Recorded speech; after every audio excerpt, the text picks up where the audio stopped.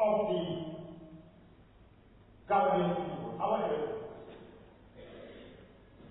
This is a clear indication. In the sense that I'm happy this bill came with a certificate of urgency and then committee and called this extraordinary session for two particular days. Which in the parliament where you have the majority of the APRC giving it its blessing. It deserves because it's in the interest of the Gambian people.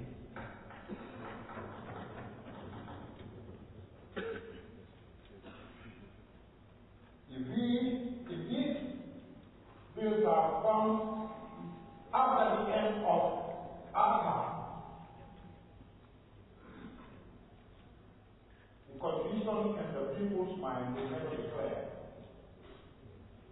But thank God today it is indicated. I like to commend every member of this National Assembly.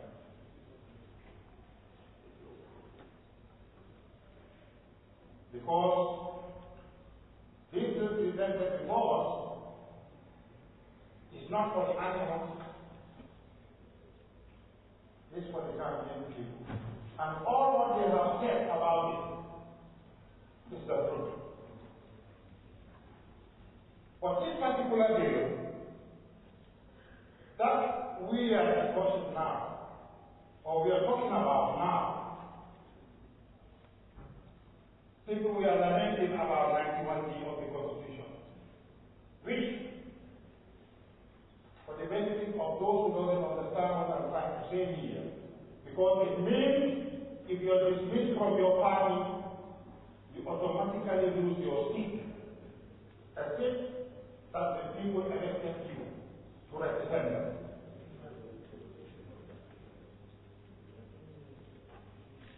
So, Honorable Speaker, what I believe it will come during this time or next time, I'm sure it will come. Members have talked about vehicles for the assembly members. Sorry, I said with your permission, Honorable Speaker. I know we are not in the argument today, but this is very important for me to voice out.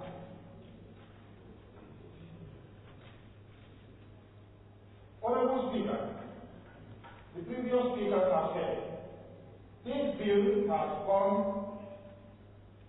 at the right time. And I want everybody to understand that every government comes with an employer. And parties are not individuals. Particularly the APRC is a party, it's not an individual. I want to make that clear. And in this parliament, the other side of this house, we've been working hand in glove. We disagree to agree. I will cite an example.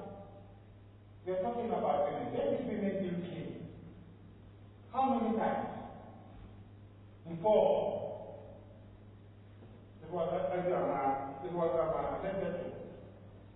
Over 7 times it was thrown out. Because it wasn't in line with our tradition and religion. But when it came, when it was tailored to our taste, and in the interest of the Gambian people, it was passed. So this is still what is happening in this parliament. And this parliament is a parliament of difference. And I'm happy to be associated with it. When I go to bed tonight, I will sleep. Coming back to this particular thing, members have said, it is the interest of the Gambian people, and it is endorsed as far as I'm concerned, 100%. Creating a level playing field for everybody, young, old, male, female, Now, it rests with the electorate to decide what is in their best interest, who is going to be their mouthpiece, their eye. And come next Parliament, Honorable Speaker, I believe is going to be really what people are talking about, that democracy, that we are talking about. What? Let's not overuse it. Let's not step over democracy. There was democracy before. Maybe the level it was, now we're expecting it to be above.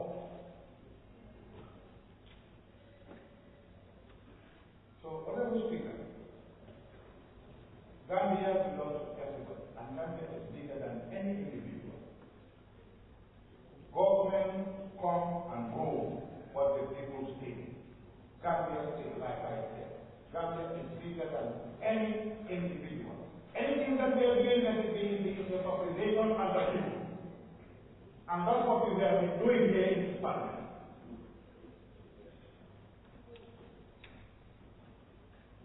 And finally, Honorable Speaker,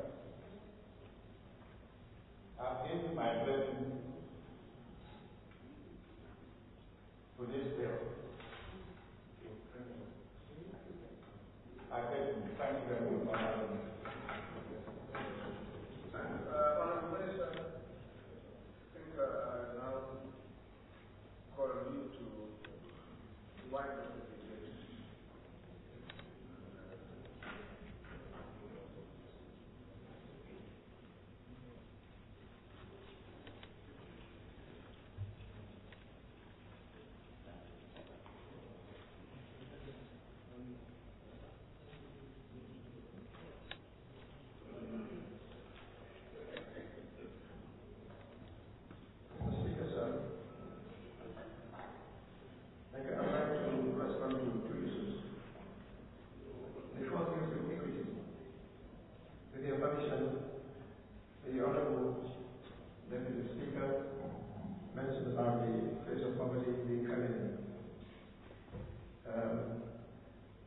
And secondly, on you as well.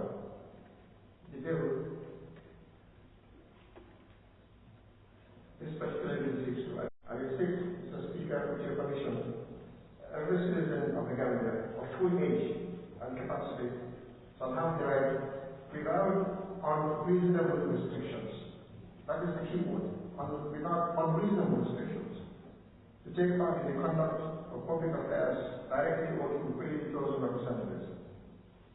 So Section 26 of the Constitution imposes an obligation on us as National Assembly and Executive, and indeed the governing people, to comply with the requirements of access to public office without unreasonable restrictions. The financial peg that this bill seeks to remedy will remove those unreasonable restrictions and will make access to public office available to almost all Gambians of full age and capacity. Suddenly, bringing down the cap to a lower financial limit will enable a lot of women who desire public office also to participate. But not only that, Mr. Speaker, sir, this year, the dispensation that is in effect was brought largely through the participation of young people. And they have also organized themselves and met some of us, many leaders and public figures. They call it Not Too Young to Run. Not Too Young to Run is a movement of young people who want to contest large numbers in the National Assembly.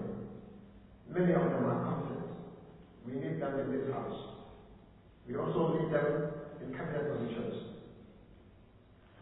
Now, the Not Too Young movement is going viral in the country and will also enable Section 26 of the Constitution to be fully implemented.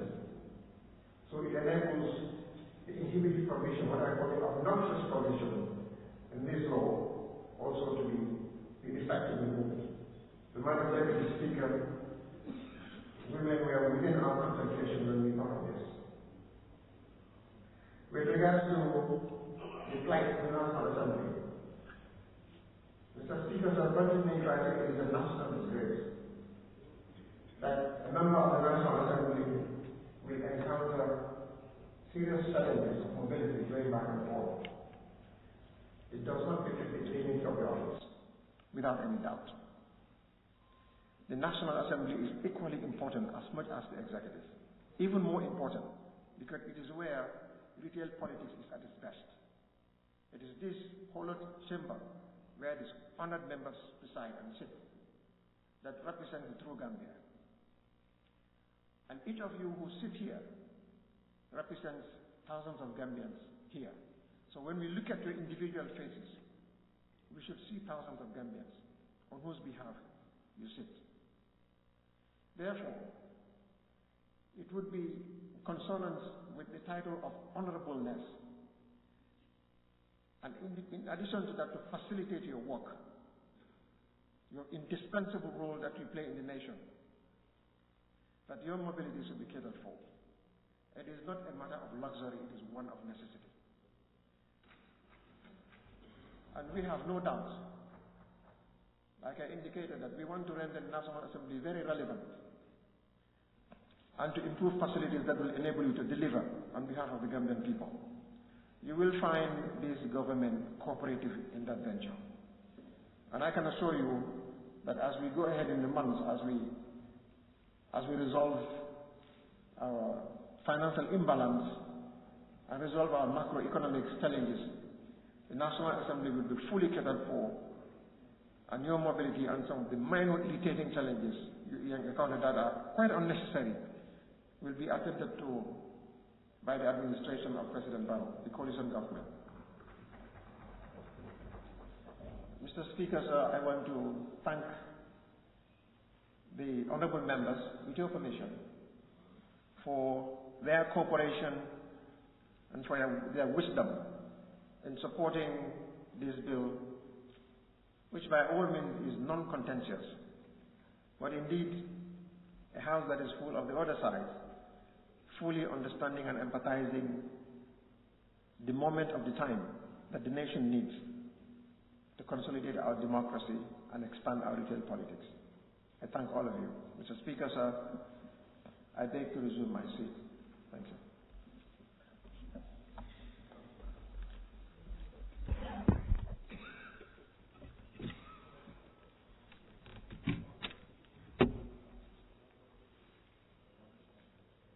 Thank you, Honourable Minister.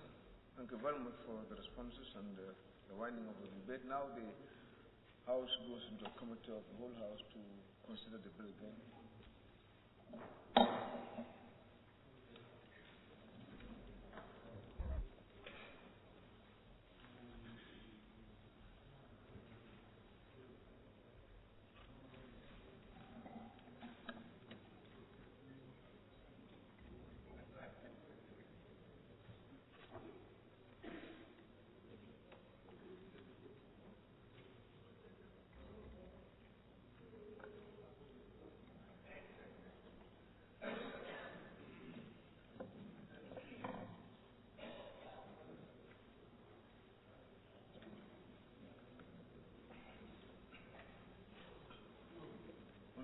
So, Cow, is it as before? Cross the vertical session by some heading by head. Okay. Heading by head.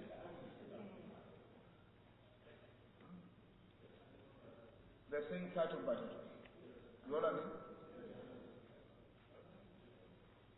Okay, the Elections Amendment Bill 2017. First heading, short title. It is proposed that first heading, short title, stands part of the bill. Those in favor, please say aye. Those in favor, say no. The ayes have it. Second subheading, Amendment of Cap 301. It is proposed that second subheading, Amendment of Cap 301, stands part of the bill. Those in favor, please say aye. Those in favor, say no. The ayes have it. Heading number 3, amendment of section 43. It is proposed that heading number 3, amendment of section 43, stands part of the bill. Those in favor, please say aye. Aye. Those in favor, say no. The ayes have it. So the House assumes.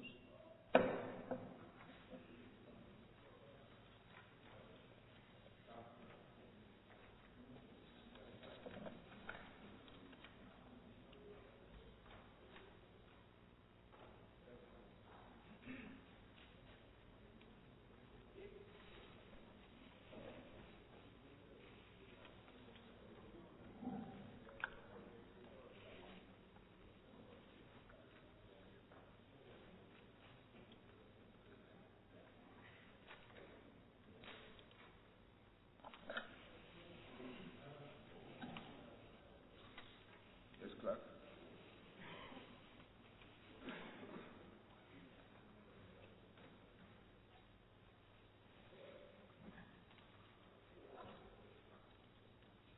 Mr. Speaker, sir,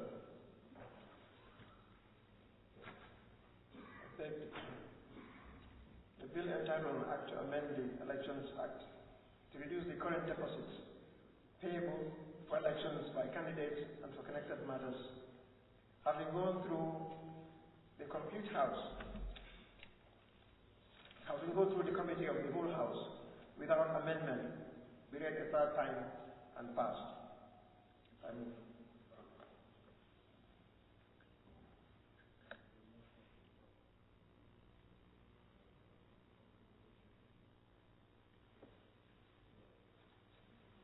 Thank you, Honorable Minister. It is reported that the bill entitled the Elections Amendment Bill 2017, having gone through the committee of the whole House without amendments, be read a third time and passed. Those in favor, please say aye. Those not in favor, say no. The ayes have it. So, honorable colleagues, I thank all of you very much. But before adjourning, just want to say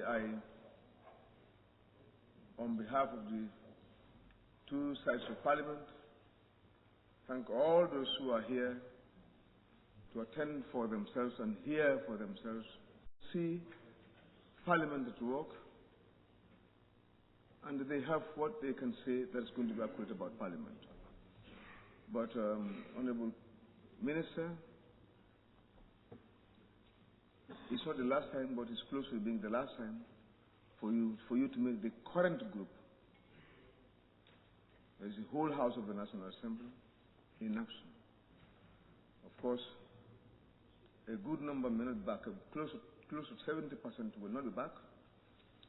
And it is for that matter that I want to say, I want to use this opportunity to once again, on behalf of Parliament, the current Parliament, to wish you and your government all the best, because the service that you are in to render will be to us as private citizens tomorrow back in this country. We want to assure you that we are citizens that are ready to work with the government, just like all other citizens of the Gambia have been working with us and our government. Once again, thank you very much and congratulations. Colleagues, I want to say the House now stands adjourned. Sign that.